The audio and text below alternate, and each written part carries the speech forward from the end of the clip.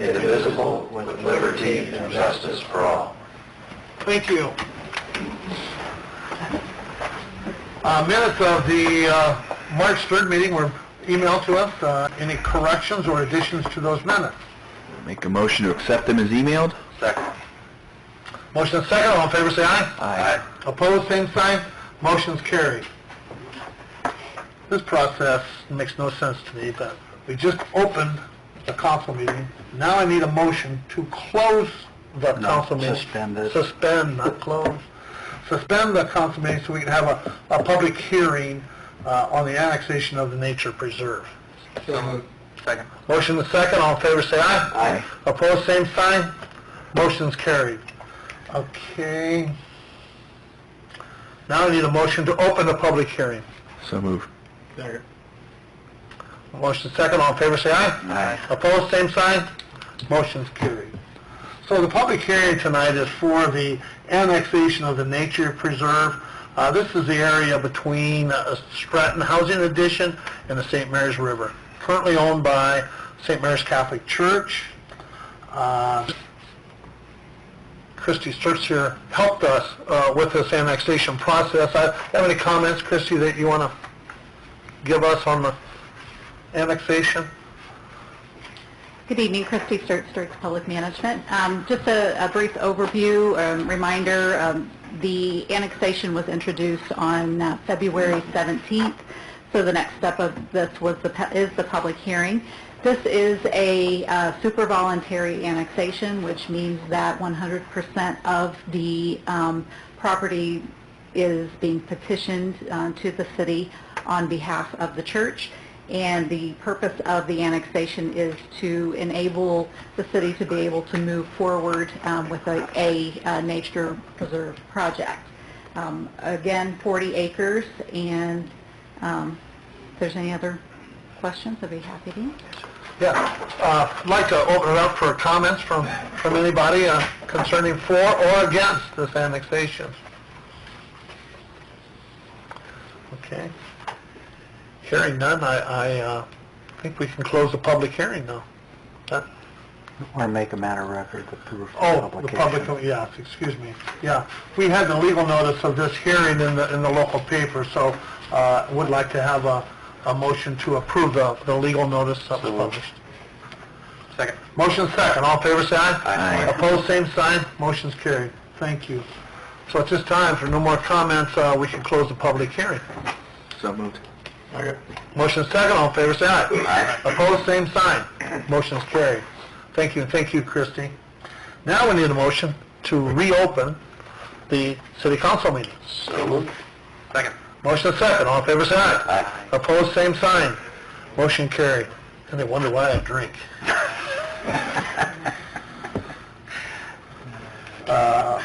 Okay. Since that public hearing is over, now we can introduce an ordinance, and it's ordinance 2015-3, if you so desire, to go to the next step in this annexation. We've done two. No, this would be the first reading. You've introduced it, so now this is the motion to adopt on first reading. Okay. Then you would do the second on second reading, and then table it to the next meeting for third and final reading. What's the ordinance number? It's 2015-3. Make a motion to place ordinance 2015-3 in its first reading by short title. Second. Motion second. All in favor say aye. Aye. Opposed, same sign. Motion's carried. Ordinance 2015-3, short title, an ordinance annexing certain territory commonly known as the St. Mary of the Assumption Wetland annexation to the city of Decatur, Indiana. Move for passage of ordinance 2015-3 in its first reading. Second. Motion second. Do I have roll call vote, please? Cam Collier. Yes. Bill Crone. Yes. Matt Dyer. Yes. Ken Meyer. Yes. Place ordinance number 2015-3 in its second reading by short title only. Second. Motion second. All in favor say aye. Aye. Opposed, same sign. Motion's carried. Ordinance 2015-3, short title, an ordinance annexing certain territory commonly known as the St. Mary of the Assumption Wetland annexation to the city of Decatur, Indiana. I move for passage of ordinance 2015-3 in its second reading. Second. Motion is second. Do I have roll call vote, please? Cam Collier. Yes. Bill Crown. Yes. Matt Dyer. Yes. Ken Meyer. Yes. I move that ordinance number 2015-3 be tabled until our next meeting for passage at that time. Second. Motion is second. All in favor, say aye. Aye. Opposed, same sign. Motion carried. Thank you. The next item we have is through the Greater Decatur Committee and the work that they've done and the stellar effort that we put forward. It's come to our attention about having a downtown plan. And again, I'm going to ask Christy Sturch to come forward. Christy assisted us on this, and maybe she could just kind of review what the downtown plan is. Okay, thank you. Just a little bit of background about, I guess, how this came about is been working with Greater Decatur Committee over the last few months and really working at aligning everything that's going on in your community to move things forward. And one of the things that we have talked about is, in regards to the downtown, preparing you to move forward for individual grant applications in addition to the Stellar communities. If for some reason you didn't receive Stellar, you still want to be able to be positioned to move forward. If you do receive Stellar, it's only going to, I guess, make you even more prepared and more competitive for those applications. So as it relates to a downtown plan, to be able to go after a grant through the Office of Community and Rural Affairs, you would need to have your Main Street organization kind of be the keepers of the plan, or the oversight committee of developing the plan. In order to be eligible, you have to have a Main Street organization in place. You also have to have a comprehensive downtown plan in place. So there are minimum technical requirements that the state has as to what needs to be included in that plan. And so that is what is being presented to you tonight. What we are proposing is that a planning advisory committee be organized, and this would be something that the Main Street group would oversee if for some reason that they wanted to expand that group to, represent some other areas in the city. They could decide to do that at that time. That group would kind of oversee the process. The plan that's being provided, actually, I'll take a step back and say the consultants that are, I guess, teaming in this proposal are myself. Sturts Public Management is kind of the coordinator, organizer, overseer of compiling everything. We also have Kevin McCrory from the Land Plan Group. Kevin provides urban design, streetscape design, and that kind of a skill set. And we also have Martin Riley Architects, both Ron Ross and Tony Murray here tonight, and they would provide their expertise in regards to your downtown structures and facades and that kind of thing. We also have another partner included in the plan, somewhat as an extension, and that is Public Art Practice. They are located out of the Indianapolis area.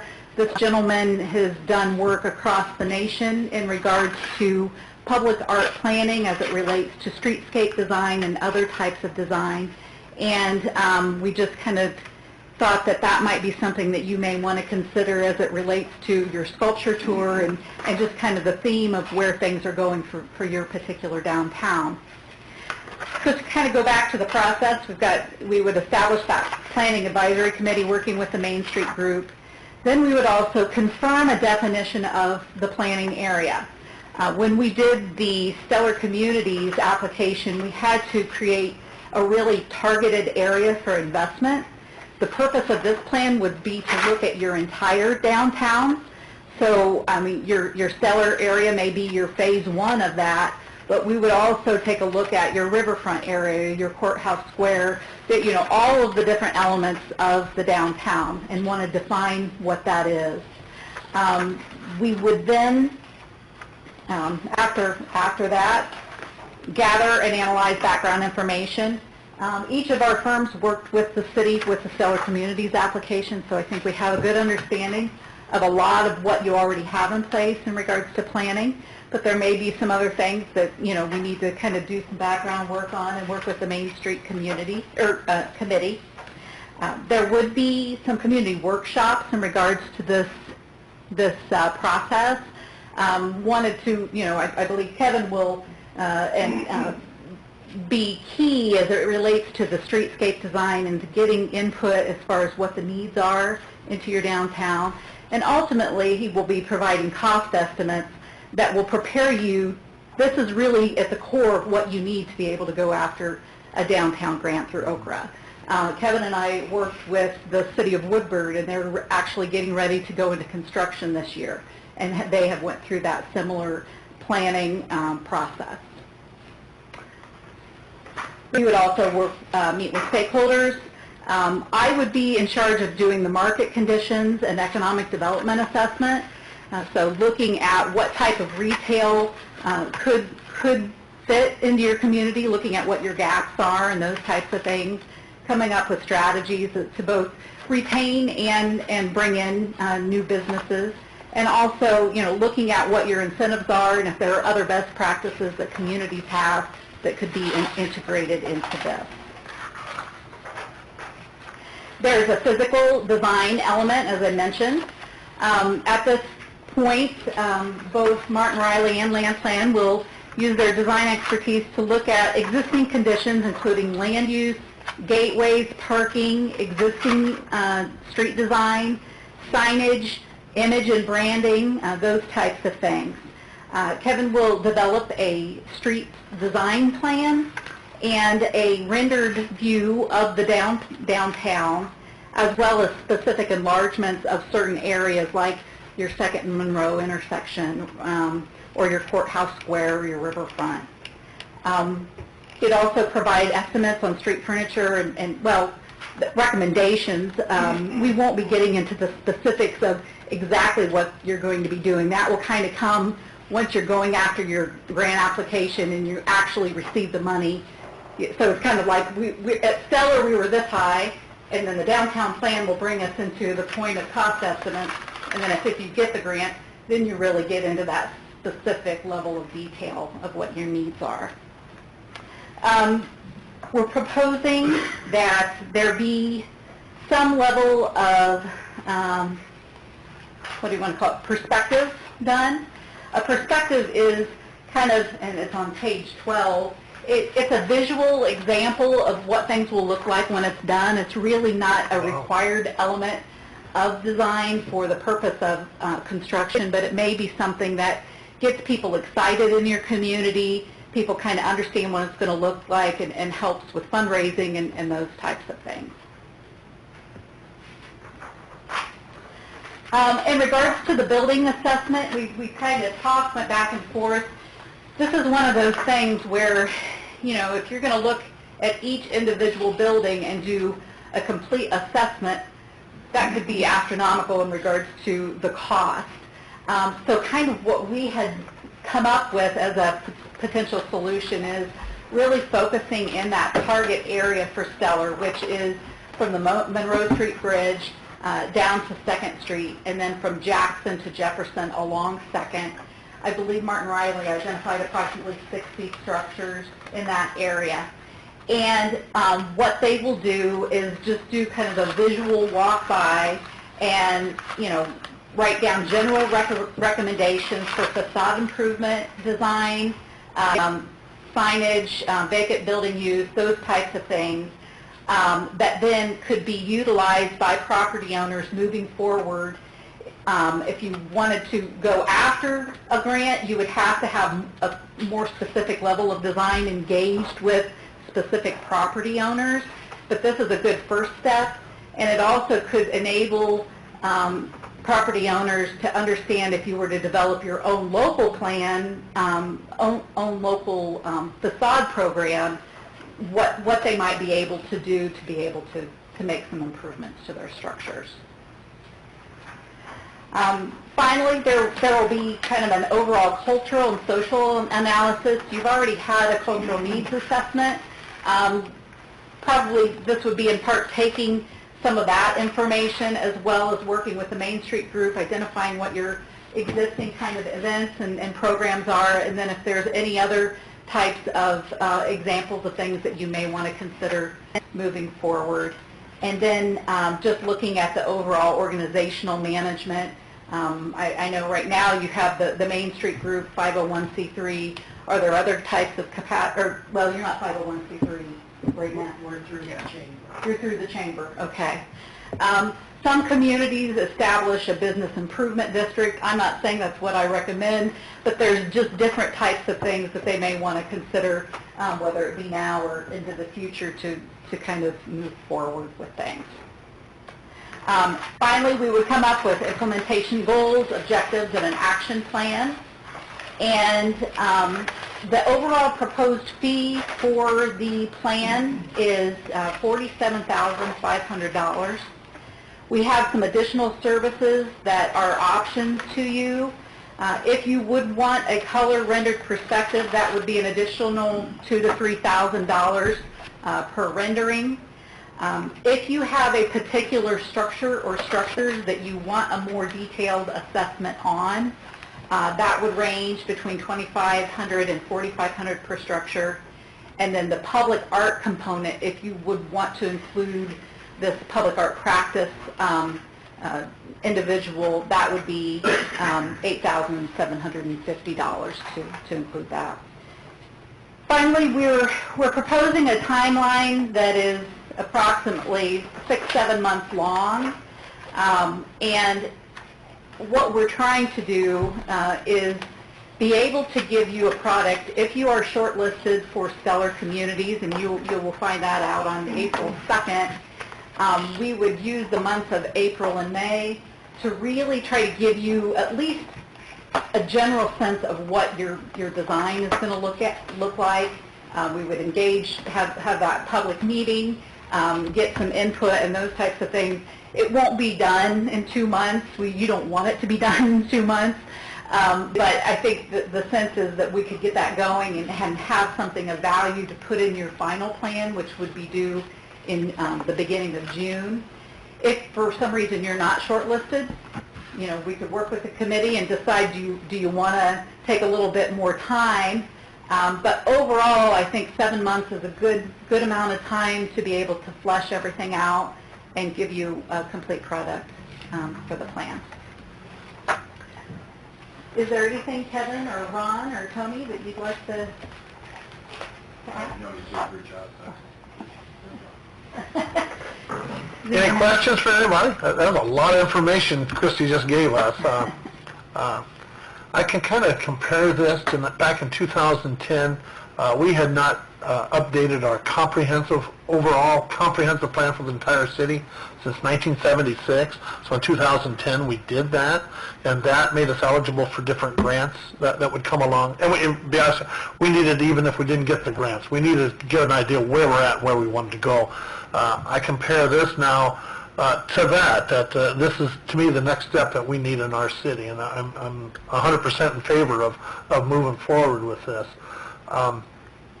I would like to let you know, these guys are not rookies at this. Kevin, for example, he worked on Roanoke streetscapes, Napanee streetscapes, Warsaw, same thing.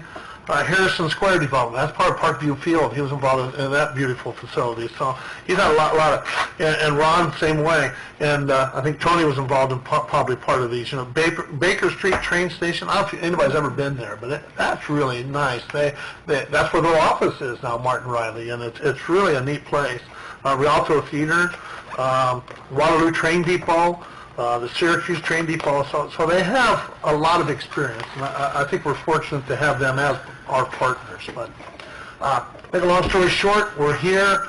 I recommend that we do check with Phyllis. We do have some seeded funds available for this, and I think it's time that we move forward and take the next step in making Decatur the best place to live and work. So, any questions, Cam? When I presented the last time when Greg Kitson was here to talk about potential cost and what we'll be facing from our community, this was included in that estimated $500,000 that we could spend this year. I think I probably underestimated the value of this, and Christy actually brought it to our attention last year before we were applying for Stellar. She said, other communities, this is kind of a step that you need to have. You need to have this in place.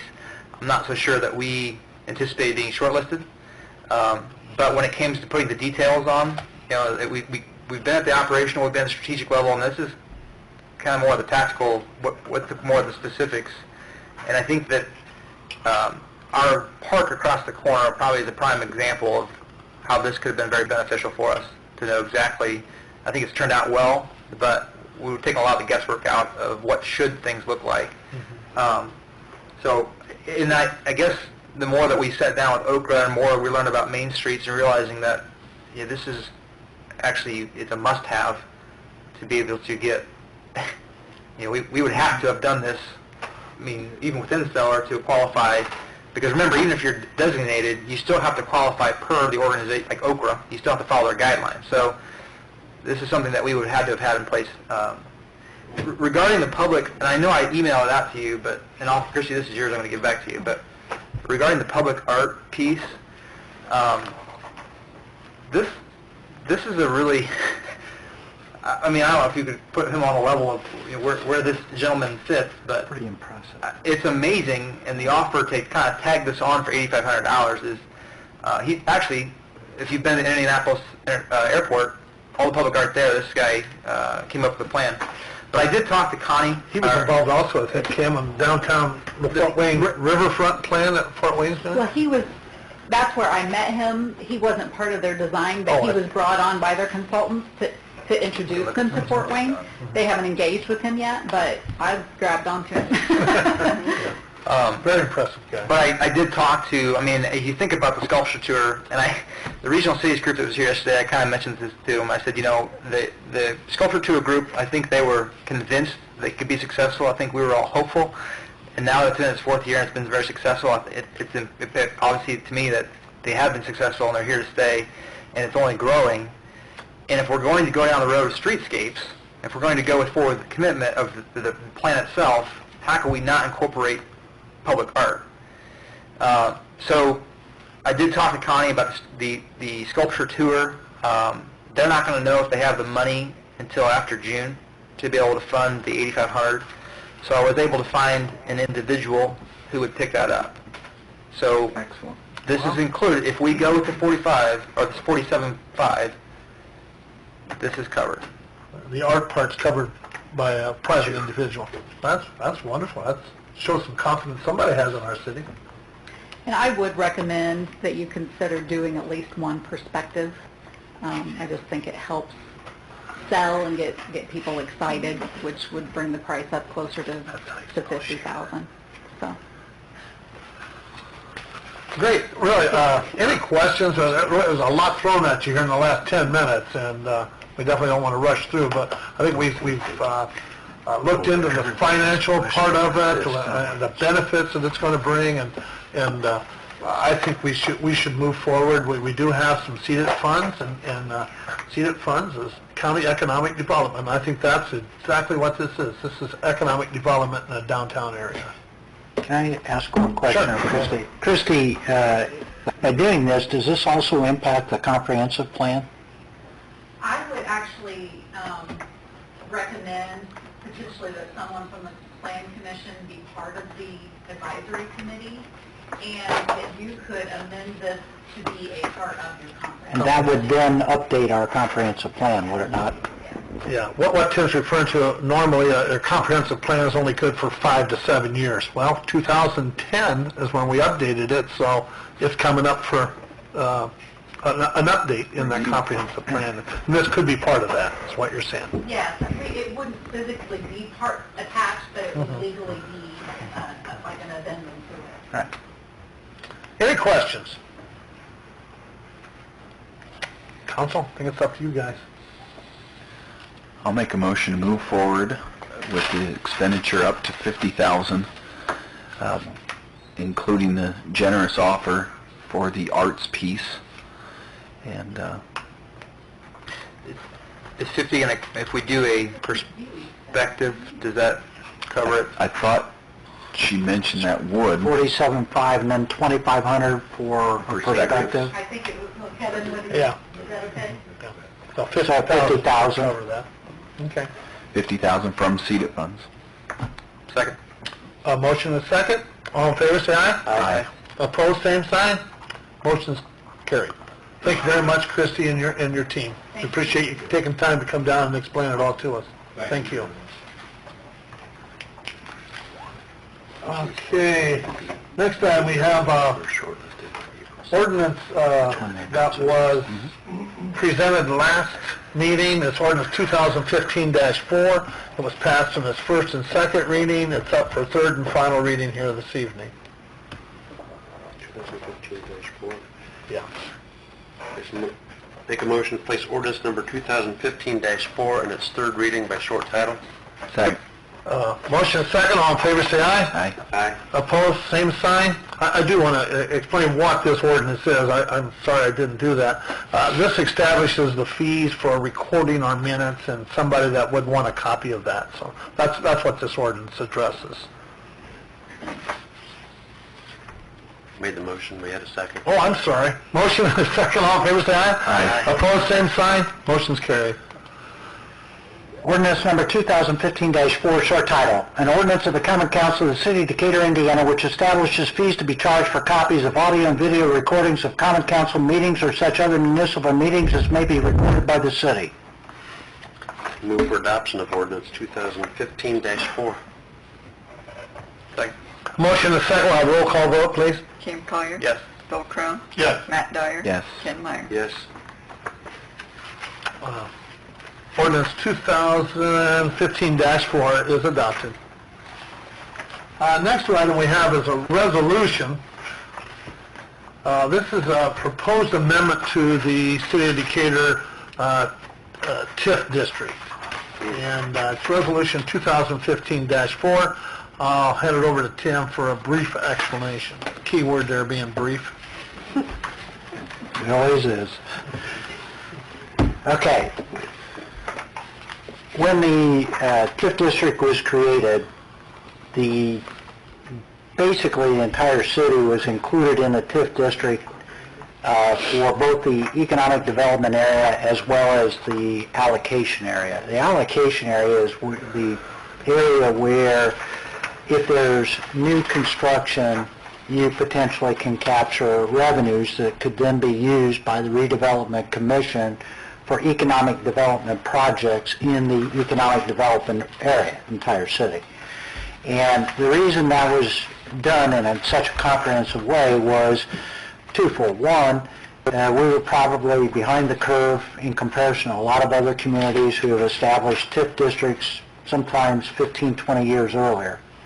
They had a lot of resources that would allow them to offer economic incentives for economic development that we couldn't offer. So we were trying to jumpstart the process to try to capture as much revenue as we could in order to put us in a position to better compete.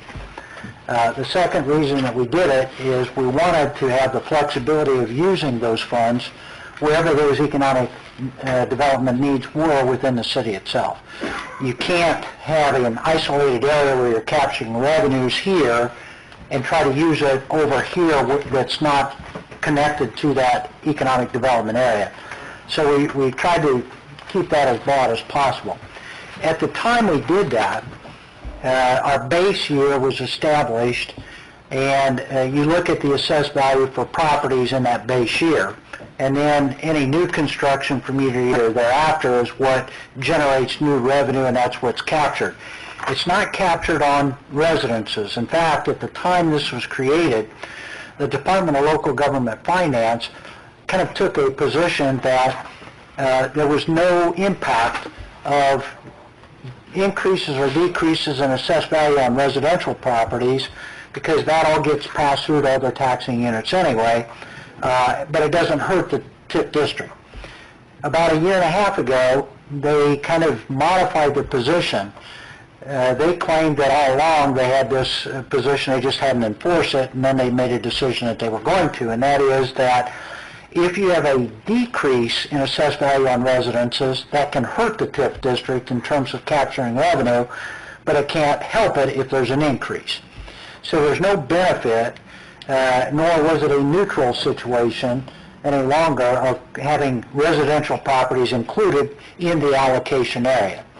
The second thing that happened is that there were a number of significant modifications of assessed value due to appeals being successfully prosecuted through the local tax board. And that resulted in a loss in the base year assessed valuation. So the impact of that was simply this, that where those major industries had requested a decrease in their assessed value and were successful in getting that, and where you had houses that also appealed their assessed values and were successful in getting that reduced, that created a $5 million hole. We had to have at least $5 million of new construction that generated new revenue to offset that, which is why the city has not received any revenues up to this point. So to remedy that, what needs to be done is we need to remove as many of the residential properties as we can from the allocation area. We also need to take out some of the properties that had significant decreases in their assessed value that are industrial commercial properties. So the Redevelopment Commission has now adopted a proposed amendment to the allocation area. That was adopted in a declaratory resolution back in the middle of February of this year. Earlier today, the Decatur Plan Commission adopted a resolution that basically approved that amendment to the original declaratory resolution, and that is now something that's coming before council for you to likewise approve.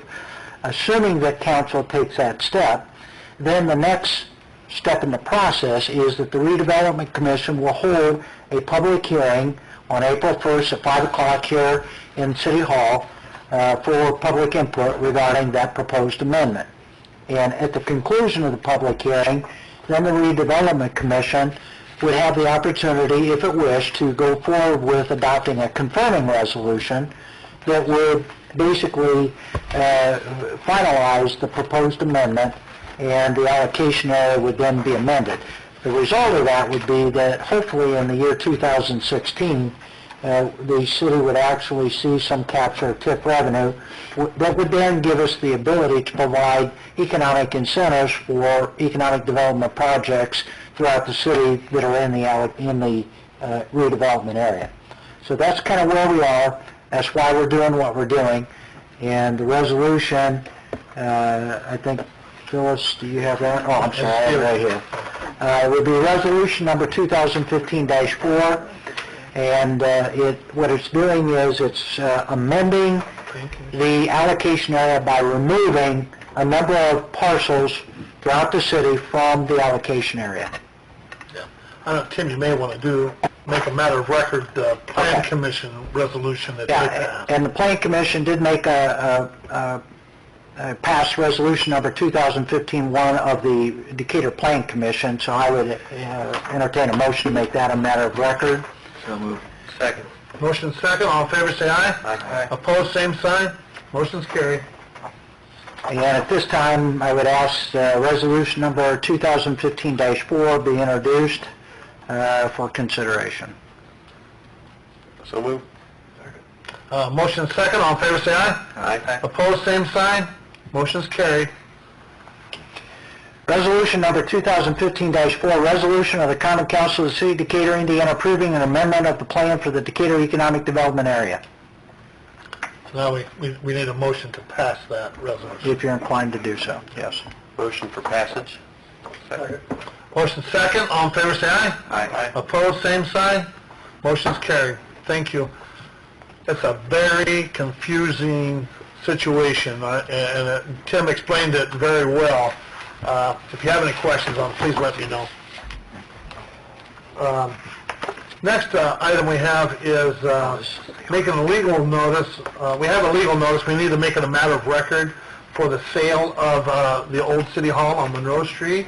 It was in the paper. I know it was in last night's, and it might have been in another time before that. But That's the legal notice. It's a full page, so, we need to make it a matter of record. We're not taking any action on selling that tonight, but it's just making the legal notice a matter of record. So moved. Second. Motion second. All in favor, say aye. Aye. Opposed, same sign.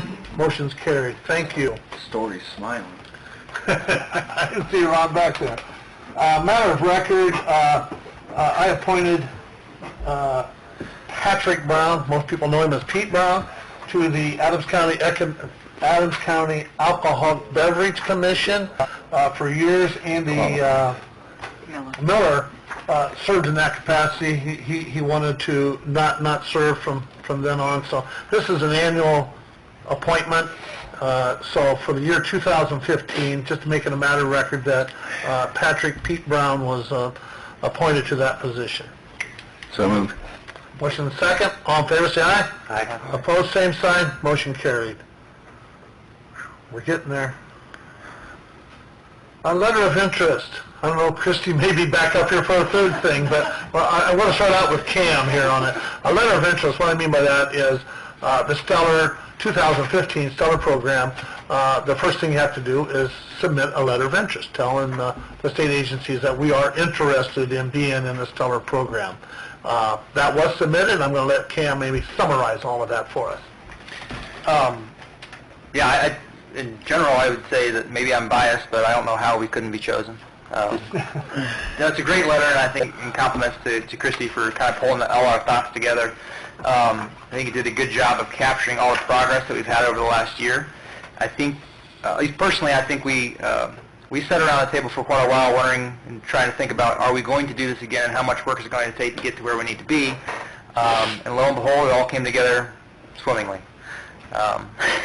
But there's a lot of changes, and I think that the changes in Stellar helped us to clarify, what the real priorities were, and show the progress that we have made. So, sum total of all investment in this plan was just over $20 million. And now that includes, the public housing projects as well. But it is a great plan, and like I said, kind of trimmed down, but it does set us up for success either way. But I am confident that we will move forward.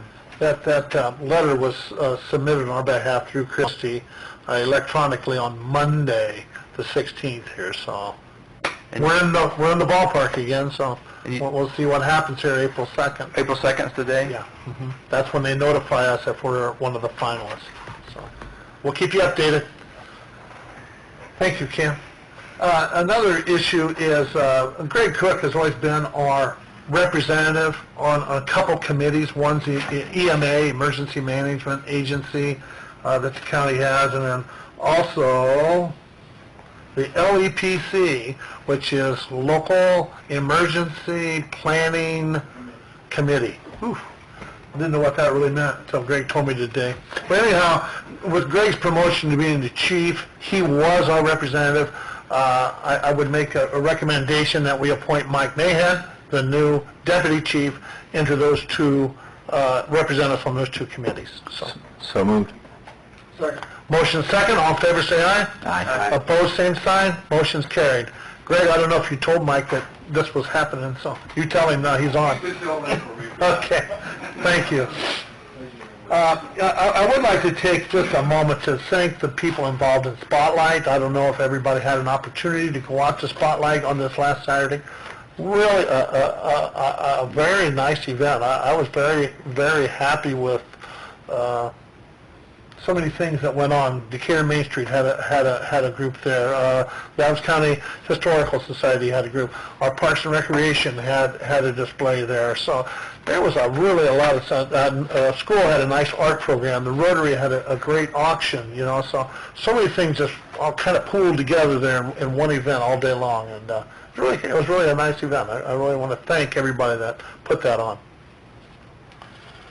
Finally, I'm going to be quiet. We'll go to department heads. Dan, you're first.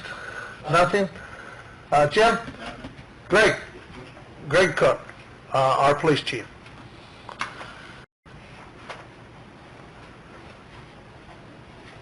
Well, we're finally going to try to make the move tomorrow to the new police station at Oh, good. 112 South Good. 7th Street. There's going to be a little bit of transition there. We're going to try first thing in the morning. As we are now, administratively, we're still only going to be open from 8 a.m. to 4 p.m. But we'll still be a full-service police department around the clock, 24/7. However, any phone calls to the PD after 4 o'clock will be going over to Central Dispatch over the Sheriff's Department, and they will dispatch from there, just as they do now, except they can still call, people can still call the police department, and we can still get officers called from them. Behind closed doors, it's a pretty messy situation down there at the new PD yet, because we're in transition, just like City Hall was moving in here. But I assure you that somebody will probably be at both locations until the final transition is done. I apologize to the public in advance. Those people who are walk-ins, they may come to the old police department, and after that transition, there'll be a sign there in the door to direct them to 112 South 7th. So there was no really easy way to do that. After hours, there'll still be a phone in the lobby. The lobby will be open 24/7 at the new PD.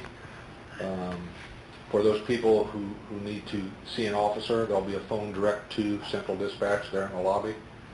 Of course, in any emergency, they can still dial 911. That gets them straight to Central Dispatch. Other than that, we're going to give it a shot and see how it goes.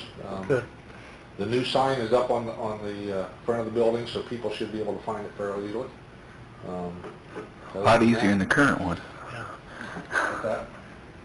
He said, Matt said, a lot easier than the current location finding it. Oh, Yeah. So, no, I know you've worked hard on this last few we months. still have a ways to go. We still Yeah. have some things to Yeah. do.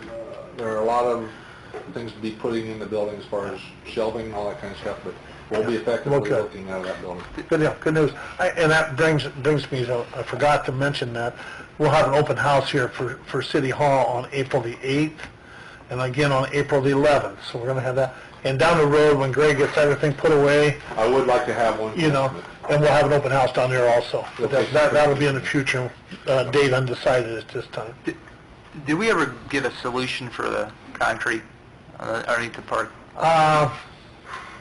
Nate, I think you are working with the architect on that. We have some numbers on that. Essentially, it's something we got to go through a bit of a dispute with the contractor. We're still working on that. What they're talking about here is some of the concrete, the exterior concrete was poured, and it's pretty Pretty smooth.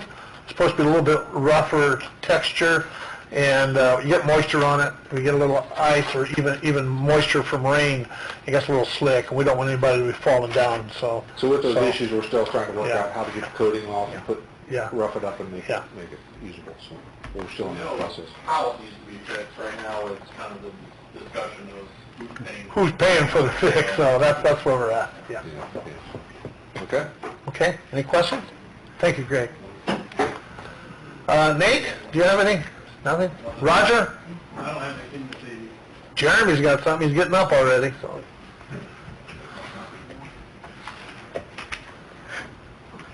Several small items here. April the 6th, it's going to be the spring heavy trash. Same rules as normal. Yard waste will also start on April the 6th, the same day. We did start our spring cleaning citywide the last couple of weeks. Been filling potholes like crazy every day. The last 2 winters have been so hard on our streets that it's been a very involved task. Probably still have a couple weeks to go yet. If anybody has question or request for one, they can call our office at 724-3356, and we will get those taken care of as soon as possible. Also, numerous people have been cleaning up their yards the last couple days. I've noticed a couple places where people are raking leaves out into the street. That's not allowed in the springtime. You need to put them in containers. They need to put them in a container or in a bag, and we'll be more than happy to pick them up. We just can't pick the loose piles up. in the street in the spring months. Good, good. Good luck with heavy trash. Jeremy, I'm sorry, could you give us an update on the Monroe Street? I know you sent an email out, but... Yeah. We're going to have a pre-construction meeting with NDOT and the contractor next week. This is East Monroe Street in the Pickway Road area. On Ron Story's house. On March 26th at 10 o'clock. It's just an organizational meeting on how we're going to approach the project and such. Start dates. We're looking at an April 1st start. Just keep in mind, it's really going to be an inconvenience from April 1st till probably the first part of August when it's completed. We're in a final stretch this week, probably for the next actual week or two, on some utility relocations. But once that's pretty well taken care of, Flemings are going to have the green light to... Which is why it's closed now, Correct. right? Yeah. Yeah, it's closed out because of some utilities need to be relocated. That side of the intersection should be opened up in a week. We have to go to the other side of the intersection and do some work, and then down on the very end. So we're just kind of doing it in stages as we go. The area, this side of Pickwa Road, closed now, but it won't be later on? Or will be? It will be once the project gets started in April for the actual storm sewer itself. So Does that answer your question? How long at that time? I won't know that till next week. We're actually doing a project in 2 phases, so we eliminate the amount of road that's closed at a certain time whenever the project starts. The first phase is the west side, including the intersection, to get the outlet for the storm sewer into the pond and stuff situated. Once that area is completed, that will open back up, and then we will close the east side. Once we close the east side, that's going to be the longest closure. You know, you're looking 2-3 months through traffic. The actual homeowners in that area will still have access to their homes. It's just going to be a real inconvenience, you know, for the next several months. Yeah. The area that's closed right now, this side of, I guess, Pickwa west side of Pickwa Road, does cause a big inconvenience to the folks that live in Water's Edge, Lake Shores, going out either way from Pickwa Road. So please, Bob, maybe mention the traffic. They're all going to be cutting through Anthony Wayne Meadows to watch their speed. There's a lot of kids playing in Anthony Wayne. Greg heard that, didn't he? When the road project does start, we are utilizing several of the county roads as opposed to detours. We have worked the details out with the county.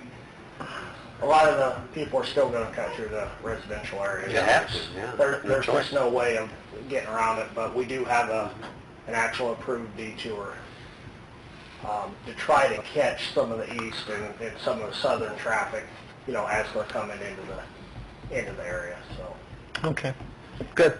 All right. Thank you, Jeremy. Ann, anything you want to bring up? Okay. Melissa? Yes, Melissa, please come forward. Melissa, I just want to introduce Melissa to people. She is our new community coordinator. She's been on the job here for a few weeks, and she's overwhelmed with everything that's going on. There's all kinds of things. A little bit ago, Cameron mentioned the Regional Cities Initiative, and I don't know how she got on it, but she's on the committee that's doing that. What they do, this is trying to be a regional aspect that you get communities kind of working together. Yesterday, Melissa spent, I don't know what time she started, but like 9 o'clock to 8:30 last night, touring different cities. Now, she's a little prejudiced, I'm sure, but she said Decatur was by far the best presentation of all the cities visited. And, you know, but she was with a group of 15 people, so they visited Decatur, Bluffton, Wabash, and Huntington all in one day. So she's getting involved, and if you have some questions, hey, give Melissa a call. She'll be more than happy to come and work with. She's been working with the Main Street, the Winning with Wellness, the Decatur Cultural Connection, all these different groups, and that's what it intended for, and I'm sure she's overwhelmed, but it'll all fall into place. Her office is located out here. We gave up our conference room because we really didn't know where to put Melissa, so she's out here in the front conference room, so if you need her, please come and see her. So, welcome aboard, Melissa. Melissa, in your email that you sent us, you explained why the Decatur presentation was the best, but could you briefly just share that? I can. We had 4 representatives from the city of Decatur, Mayor Schultz, Cam, Greg Kitson, and Larry Macklin representing the county, which made it about 2 or 3 people per local person, and I think that really added to our tour, that when we walked through the city building and downtown, that there was constant engagement with our guests and with our local individuals. So I was very pleased with our tour yesterday. Good. Thank you. I think that's the last department head. Comments from the city council members. Anything you want to bring up quick? Okay. Public. Christie, anything else you want to bring up? You're public. Now you're public. Okay. Larry? I'll get my leaves out of the street tomorrow.